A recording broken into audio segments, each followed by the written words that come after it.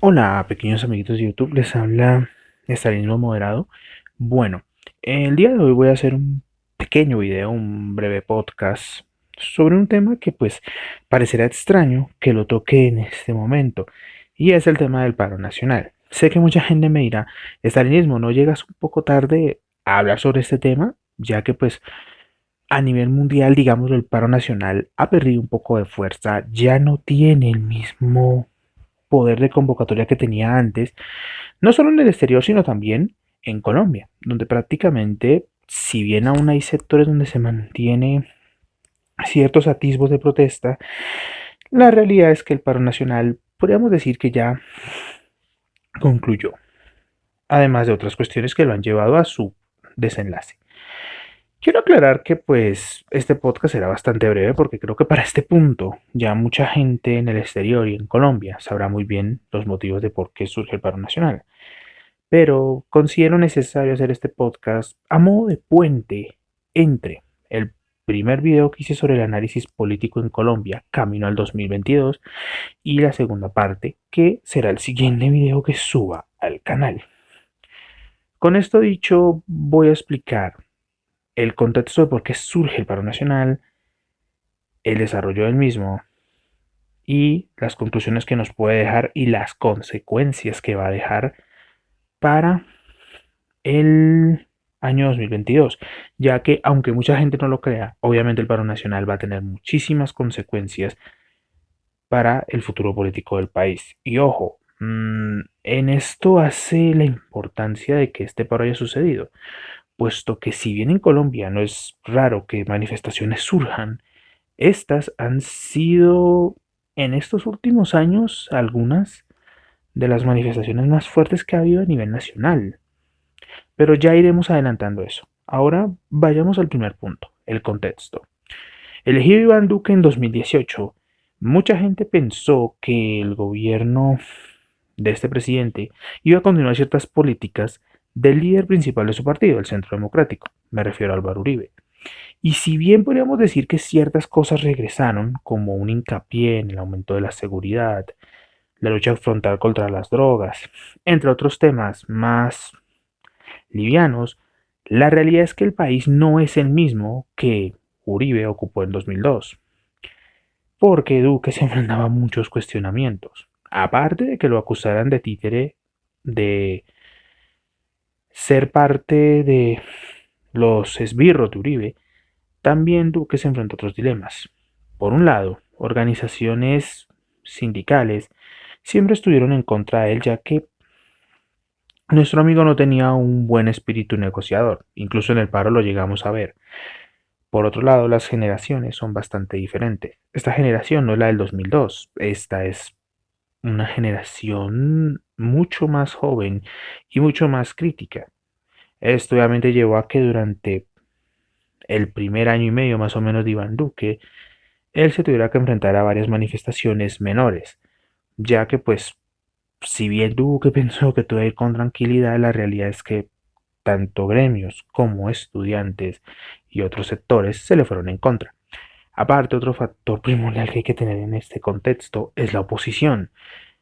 Antes la oposición no tenía tanta fuerza como la tiene ahora. Desde las elecciones de 2018, donde Petro llegó a estar en segunda vuelta, la oposición ha empezado a tomar mucha más notoriedad en el legislativo colombiano. También en parte esto gracias al famoso estatuto de oposición.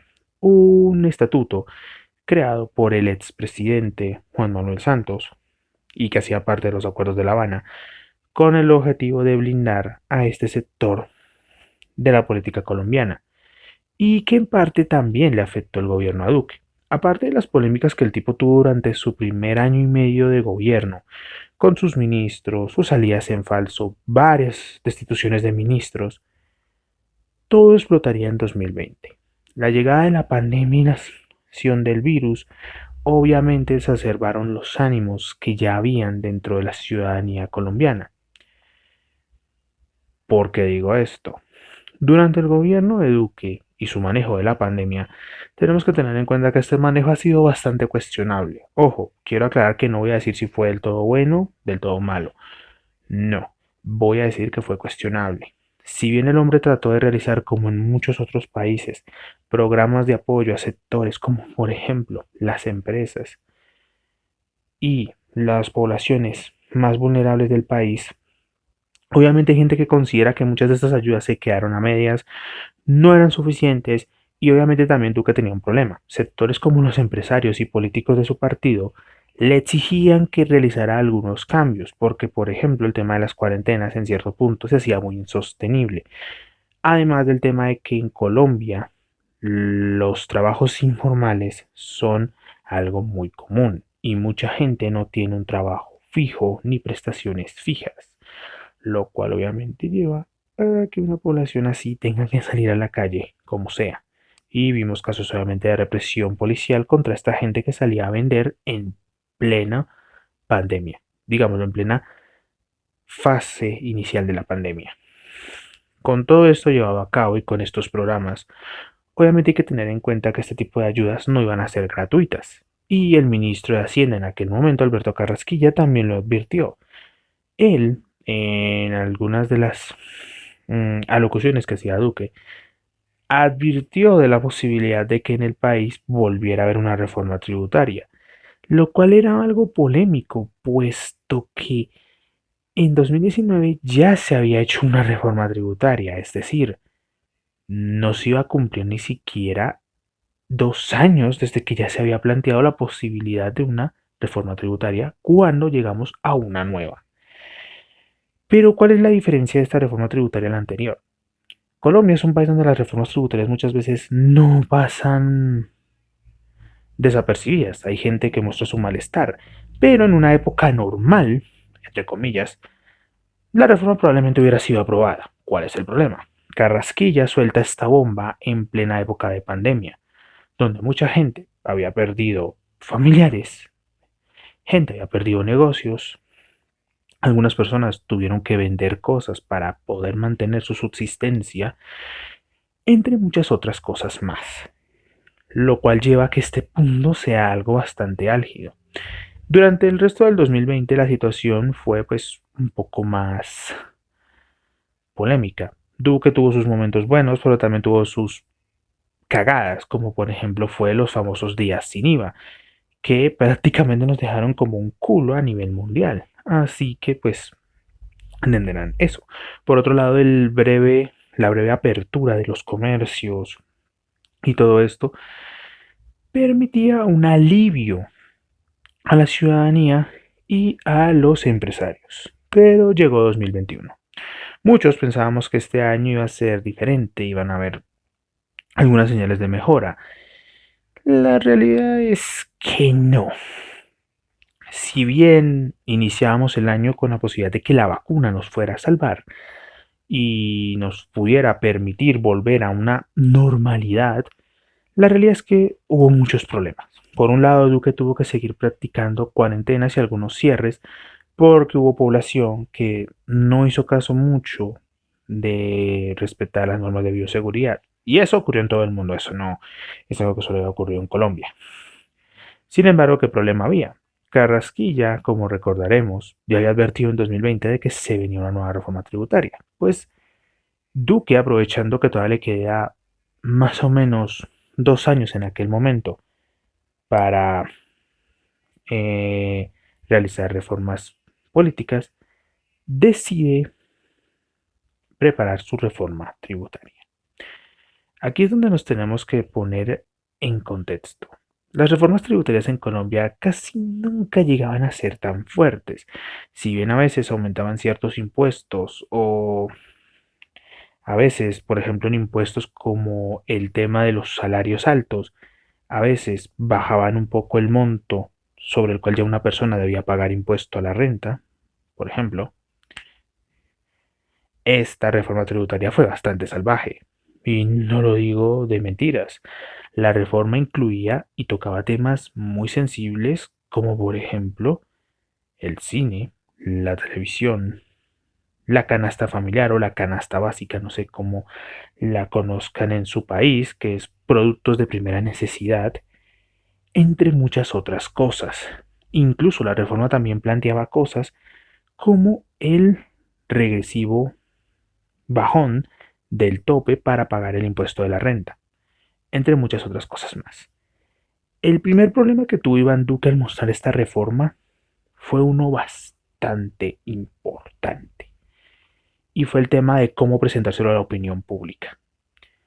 Duque siempre ha tenido problemas de mala comunicación en su gobierno, y eso todo el mundo lo sabe. Sus cagadas en medios han sido algo muy común, y sus payasadas también. El problema es que esta reforma, si bien para muchos planteaba un buen apoyo a los sectores más vulnerables, seguía sin gustar a mucha gente, porque como dije antes, esta reforma era muy ambiciosa. Y yo solo he contado algunos detalles, porque la reforma tocaba muchos otros más puntos. Pero habían muchos problemas. Primero, seguían habiendo excepciones a las empresas. Las reformas tributarias siempre han tenido eso y obviamente a mucha gente le molesta que las empresas o grandes monolitos empresariales sigan recibiendo ciertas dádivas para no pagar impuestos. Ojo, estamos hablando de dádivas legales, no estamos hablando de evasión fiscal. Por otro lado, las reformas tributarias casi no suelen tocar a los ricos. Y sí, sé que esto va a sonar como un típico discurso comunista, pero entiendan que es muy extraño que, pues, una reforma tributaria no haga esto, ya que casi siempre las reformas le pegaban duro a la clase media y a la clase baja del país, y esta no iba a ser la excepción. Con lo cual, una reforma tributaria ambiciosa más una mala comunicación tanto del gobierno como del Ministerio de Hacienda provocaron una bomba total. Y no, no es que esté diciendo esto por ser crítico del gobierno actual del país, no, es que es así.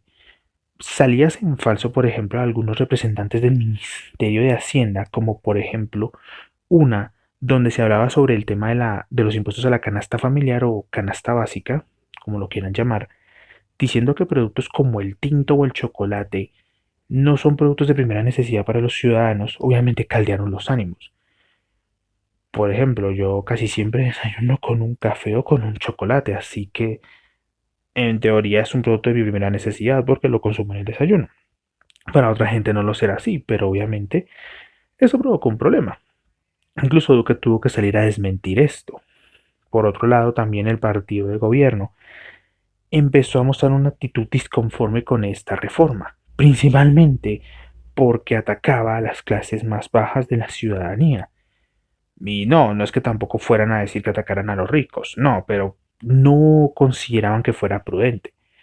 Y lo peor es que el gobierno y el partido de gobierno empezaron a sufrir una separación leve, puesto que no olvidemos que estamos en año preelectoral y esta reforma caída en este momento también era un problema muy grave, porque no había ninguna forma de poderlo paliar o de al menos defender. Y la gota que rebosó el vaso fue nuevamente las comunicaciones, en este caso las del ministro de Hacienda, Alberto Carrasquilla. En una entrevista que le hicieron en un medio nacional bastante importante, Carrasquilla soltó una cosa que enervó a la gente. Durante la entrevista aseguró que media docena de huevos costaban una cifra bastante inferior a lo que valían originalmente.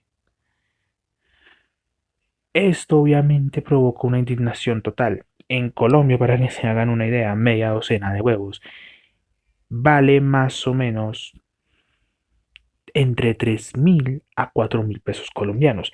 Hagan ustedes los cálculos a su moneda local. Esto obviamente enervó muchos más los ánimos de los ciudadanos, porque mostraban, o primero, que nuestro ministro de Hacienda era un idiota, o dos, que nuestro ministro de Hacienda no comprendía la realidad de los productos básicos para los ciudadanos.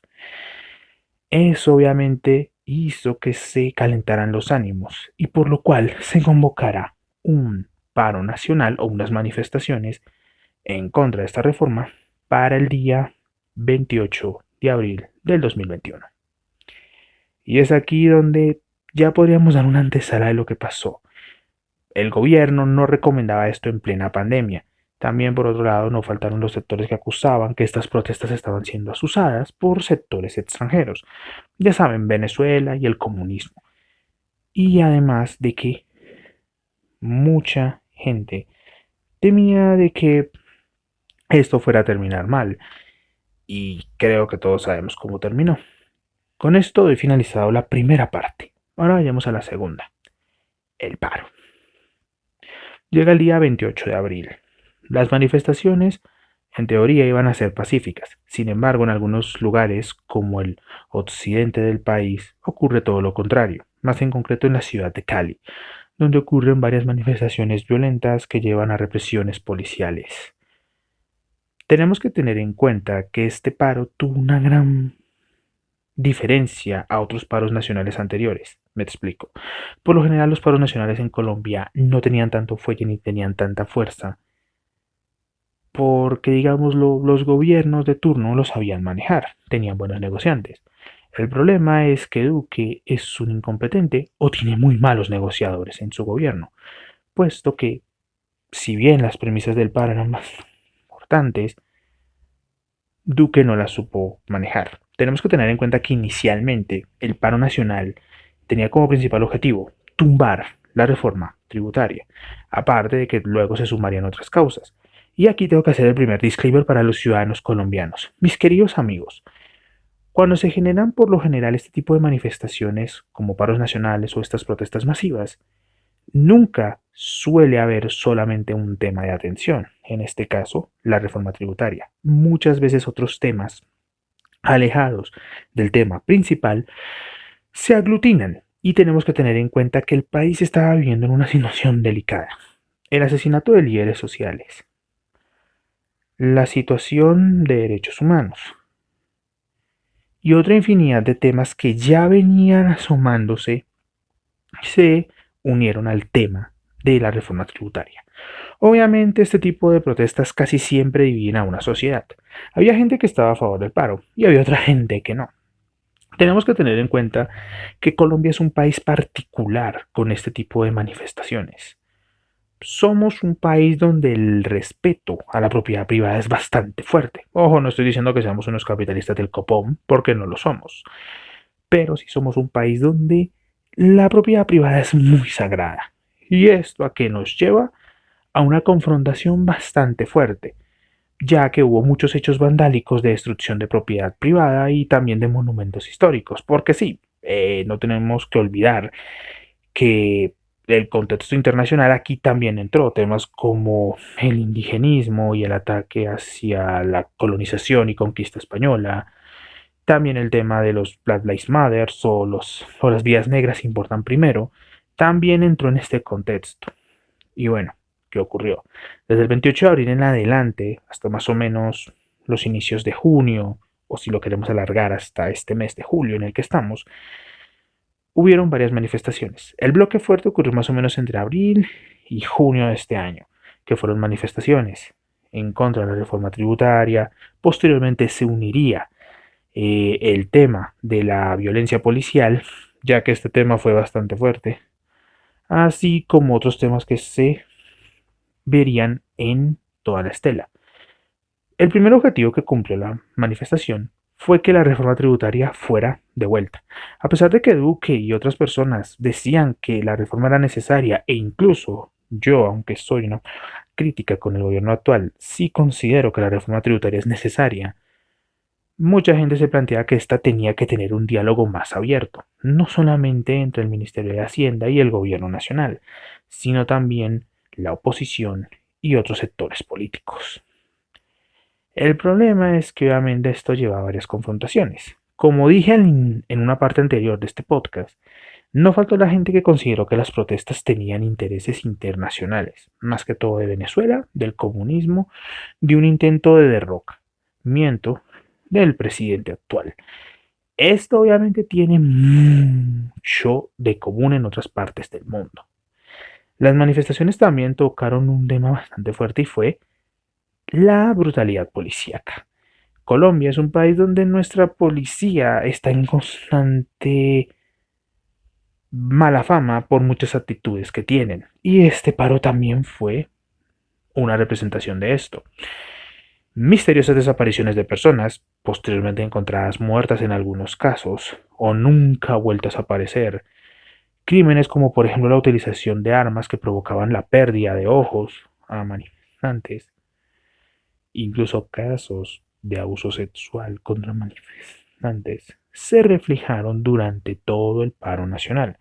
Ojo, con esto no quiero decir que los manifestantes fueran unos santitos. No. También tenemos casos de violencia sexual contra policías y también muertes dentro de la institución.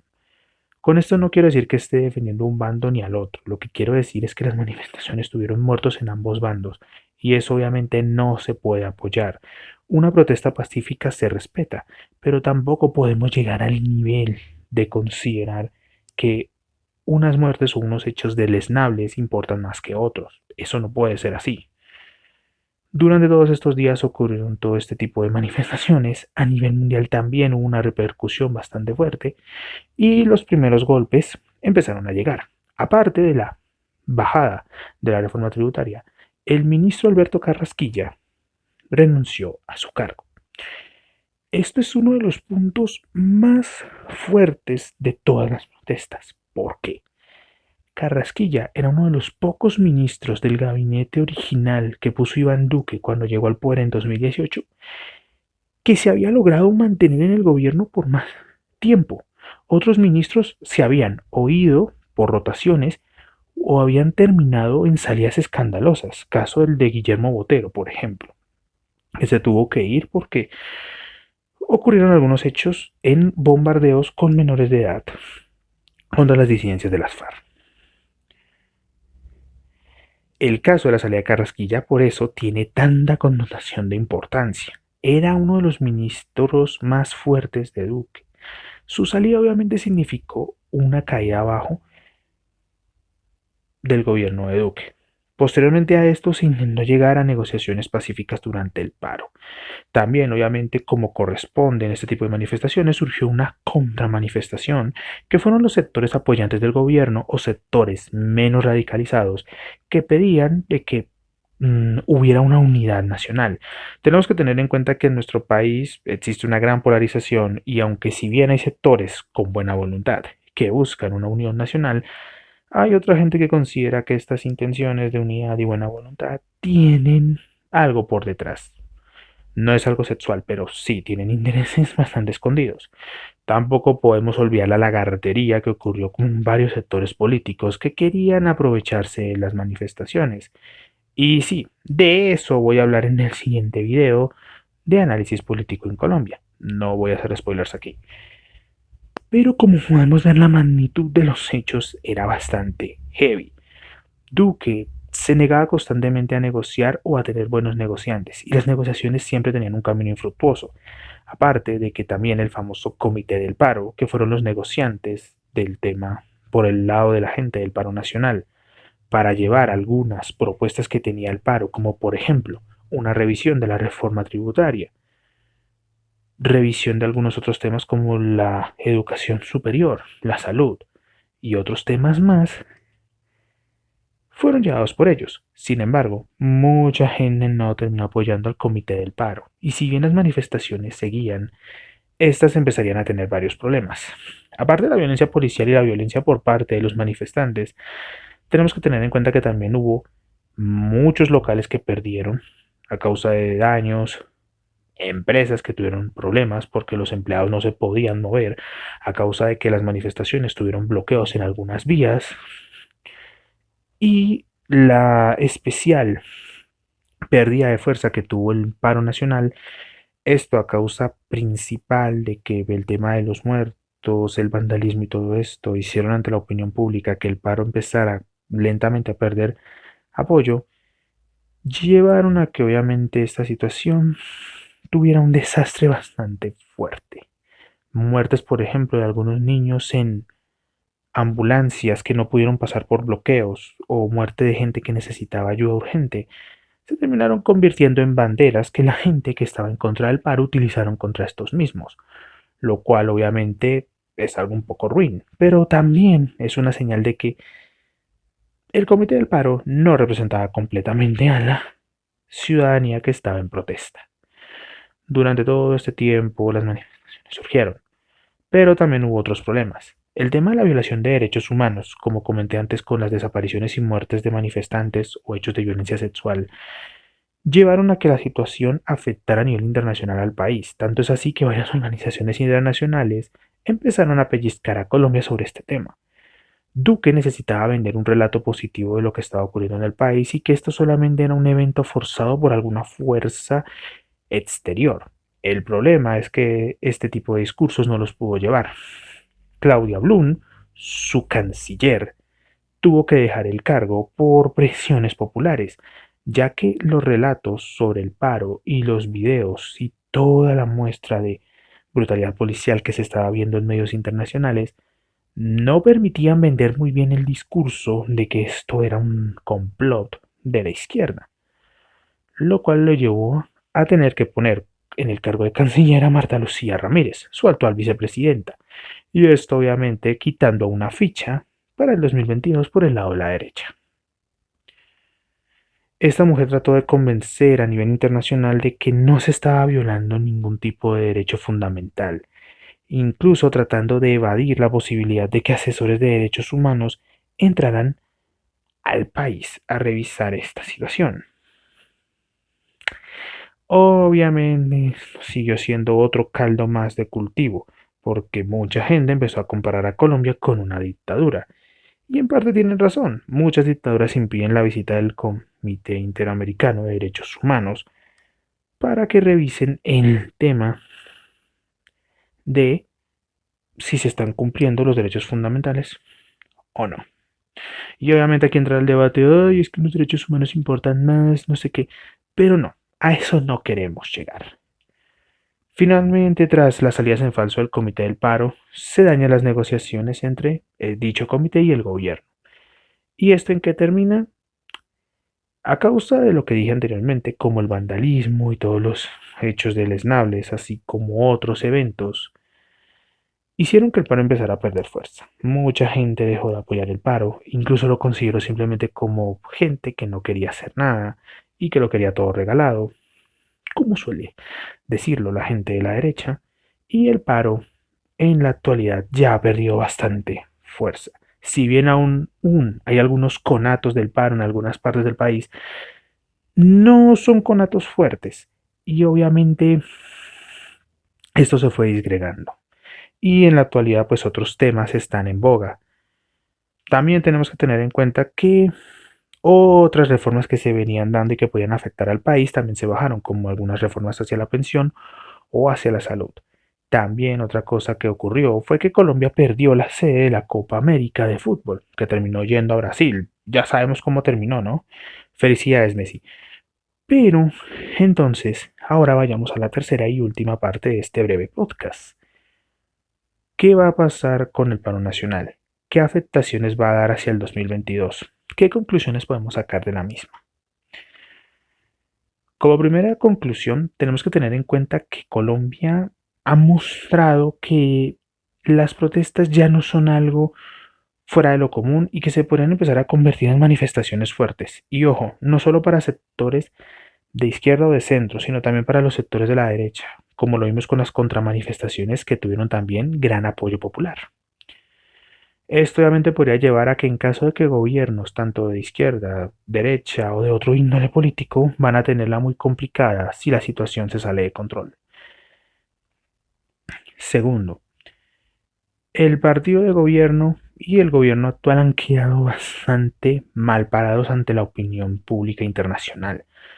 Duque siempre ha tenido un problema con la política internacional y este paro aún peor lo demuestra. Obviamente muchos apuntarán a que Duque ya solo le quedará este último año para tratar de hacer ciertas cosas por el país, tratar de mejorar su legado en el tema del COVID y muchas otras cosas más, porque lo cierto es que su gobierno va a ser más bien recordado como un fracaso que como algo positivo. Otra conclusión que nos deja es que muchos sectores se plantearon de que ya es el momento de que pasemos de simplemente indignarnos a vías de hecho. No me refiero a manifestaciones ni a vandalismo, no, sino a, por ejemplo, trasladar quejas de los ciudadanos a la política. Mucha gente se ha planteado de que ya es el momento de que el paro se vea reflejado en 2022 con la escogencia tanto de presidente como de Senado y Cámara, que son nuestros dos organismos legislativos. Por otro lado, una conclusión final que podemos sacar es que la indignación popular cuando llega a ciertos niveles hace que los poderosos tiemblen, no importa qué ideología política se profese, pero va a terminar siendo así. Como tema principal de todo esto, podríamos decir que el paro nacional todavía no nos ha mostrado los coletazos que va a dar. Tendremos que esperar hasta 2022, pero ya podemos darnos cuenta de que ya hay gente que se ha planteado de que es el momento de que las reivindicaciones del paro dejen de ser solamente reivindicaciones y pasen a ser políticas serias, lo cual obviamente tendremos que mirar en las elecciones legislativas y en las presidenciales del próximo año. No siendo más, ya es momento de despedirnos. Este podcast se alargó de más y pido disculpas de antemano.